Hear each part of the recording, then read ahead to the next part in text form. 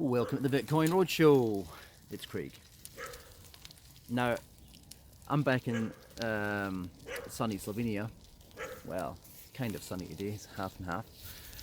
Which does beat Britain, or as I call it, shitting. Where last week, I saw a bag fly. This is just like a bit of an intro story here. I saw a plastic bag flying in the air. I'm on a 4-lane road somewhere near Newcastle in England. And it flew under my car. I looked in the rearview mirror, didn't see anything. I thought, damn, piece of crap, it's got stuck under. I better go check it out next time I stop the car. Next time I stop the car, I see it. There it is, hanging underneath. I pull it, and only a bit of it come out, and I thought, oh, well, the rest of it must have been ripped off. No, the rest of it managed to worm its way into a crack, not a crack, a kind of gap, and the cam belt housing, and basically spin itself into some kind of straw, and in doing so made the belt basically jump some teeth, which made all the valves get mashed. So I had to do a top-end engine rebuild. Had to wait for about 6.5 hours to get picked up by the AA because I was in great shitting, of course. And there I was by the M40, freezing my tits off because no engine to keep me warm. It was just a little bit of a cold snap, and cars whizzing by me. Couldn't even go to sleep while I wait for the AA truck because I'm just worried that some truck's going to come barreling into my ass. It really sucked. Anyway, I just got back to Slovenia a couple of days ago. But yeah, so just for the filth, because Britain's a bit of a mess, people just drop stuff wherever they feel like. It would never have happened out here, and yet it happened in Britain because just crap it's flying all around them. You know, there's a lot of wind when I was back there actually. It makes it even worse, but just stuff's always flying around in trees and in bushes. That's why they've got hedges in the UK, or actually it's actually rubbish traps to make it easier if someone ever decided to actually pick up the rubbish. They could just go across the hedgerows and pick them up. Anyway, all's well that ends well, I suppose. Even though it cost me, what is it, 500 and something quid if you include the AA pickup. So 480 to fix it, which is pretty good actually. But I know the guys who own the workshop. So, oh yeah, and the AA guy was from Greece, really nice dude. A Bitcoiner as well, and got into it when it was CPU mining, so that's gone back. And took me 40 miles instead of the 10 that he was allowed to take me, so I could go to the garage rather than, you know what I mean, have to take 4 days to get there or else pay an extra 200 quid. So yeah, it was good. I got round the rigged system, and it's just good to be back home, I have to say.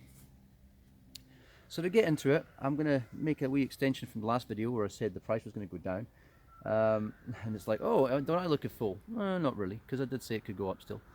But overall, we're still not in a bull market. And the thing is, people get on at you as if you've got some axe to grind. It's like, I'd love the price to go up. Don't be stupid. I've got Bitcoin. I never don't hold Bitcoin. But I just call a spade a spade. The market's not bullish yet. The market, well, it's bullish for some people. It's bullish for those people that want to make it seem bullish so that suckers get caught in a bull trap or multiple bull traps as they already have. It's a bit unfortunate. But another thing that I wanted to talk about today was that people get all hung up in this whole, oh, the market's manipulated, oh, the institutions. Yes, there is. It doesn't change a thing. You know why? Well, it does change. It changes the nature of how the price will grow, but it doesn't change that you're not going to get rid of these manipulators. Even if you got rid of all the banks tomorrow, you still have the type of banker person who would find ways to manipulate the market, right? You would still have the whales that are going to do dumps here and there because you're just greedy. It's just human nature to be greedy. Oh great, all the cars come at the same time. That's pretty cool. It's completely silent before, and now I've got cars coming past every second. Anyway, so like you saw a couple of years ago, is that MacGyver? MacGyver! Hey! Oh, I'm going to pause my video now. 1 second. Okay, I'm back again. Alright, just saw a friend. Right, so where was I again? Oh yes, that's right. So there's always going to be that kind of manipulation stuff that's going to change the market. But what won't change is that no matter how much Bitcoin the banks and the big institutions end up owning, it doesn't change the fact that they can't print it. So it still is a good thing. Look, they're going to own it anyway. The only annoying thing that we can't seem to change is adoption, because if we had more user adoption, or let's say if the average human being, let's say if 50% of humanity was to adopt Bitcoin before even 40% of the banksters, right, institutions, then we'd be rectifying wealth disparity on the spot. But it won't happen because people are just too much naysayers. People are too easily programmed by propaganda. And you know what? Just like with the red pill, if you're a red pilled person woken up, I don't mean woke like the hijacked version of woke by, you know, libtards, social justice warriors and things like that. I mean proper woke. And you see the system for what it is, or even black pilled, realizing you can't do anything about it. The same thing stands. There's no point pushing it on people unless they've asked to, or unless they've poo-pooed something in the past and said, oh, being dismissive of your advice, and then landed in shit, because there's no shame in telling someone, haha, you were wrong, or pity you didn't listen. Because people, if they cannot wake up in normal ways, and if you actually want them to wake up to what the financial paradigm of the future is, there's nothing wrong with gloating. Because people deserve it. If you want to be you're some kind of tinfoil hat wearing blah blah blah, well, that person should be made to feel like a dick in the future when something's happened and blown up in their face and they've lost everything they've got. Okay, maybe that's not the time to do things, but you know what I mean. It's just you sometimes have to throw things back in people's face. And we get a tractor coming by. Don't you love it? Another one down the road here. Okay, so getting back to what I was saying in my previous video, and it still stands. I still think we're going down. It's good that you know, the technical analysts I told you about before a few times, Cryptoface and Optical Arts, both of them are showing bearish signs.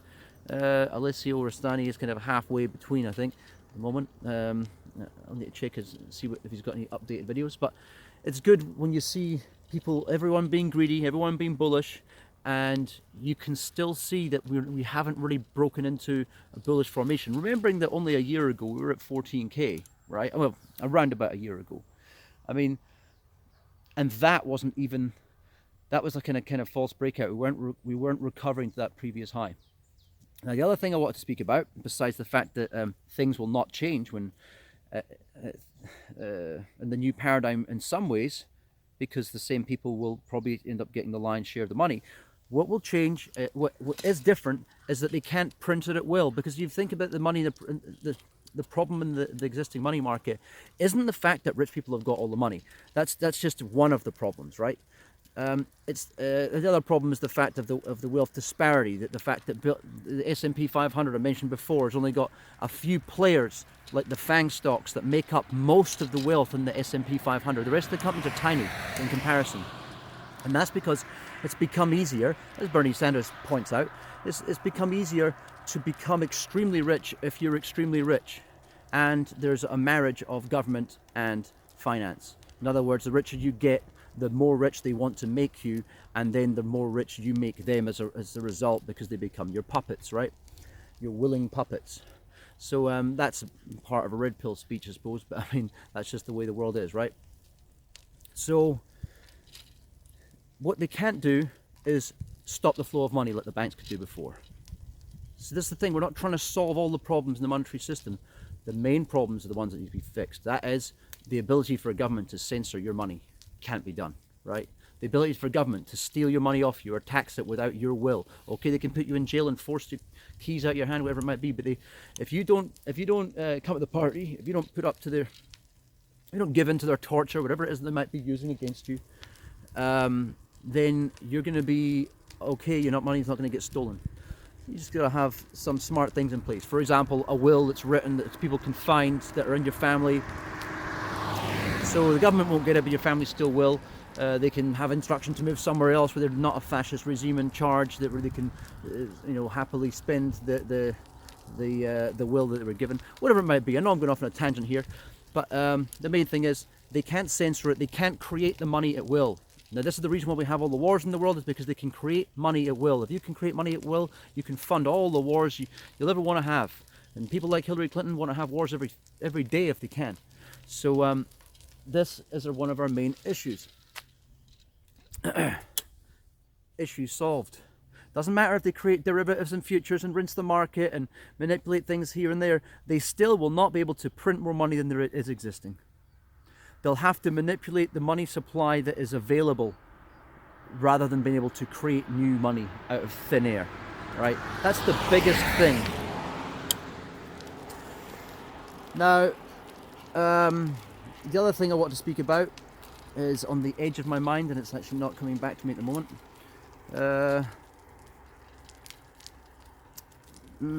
Let me just think. I'm going to have to pause this a second now.